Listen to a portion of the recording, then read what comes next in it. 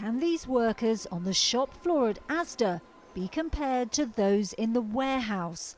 Today, the Supreme Court ruled they can. It's a huge victory for the mainly female shop workers who say they should be paid the same as the depot workers, who are mostly men. Wendy Arundel worked alongside her husband Neil at Asda for 32 years, but because he worked in the warehouse, he got paid more.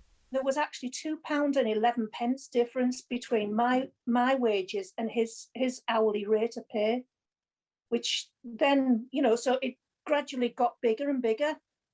And I don't think that is fair at all, because, there is people doing the same roles as what we do in store.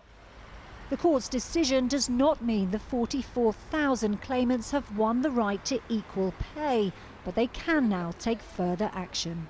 Asda say this is a long way from being settled, and they argue pay in their stores and distribution centres is the same for those doing the same jobs, regardless of gender. Tesco, Sainsbury's and Morrison's are all defending similar pay claims, and lawyers say Asda will now have to decide whether to continue fighting.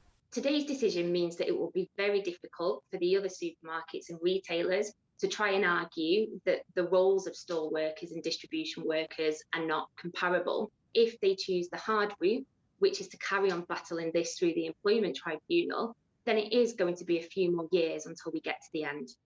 Wendy says for her, this is just about fairness. We do want equal rights, we want equal pay, we want to be as equal as a man, because we do near enough the same jobs as men, or actually even more. It's time to bring Asda price back to the people.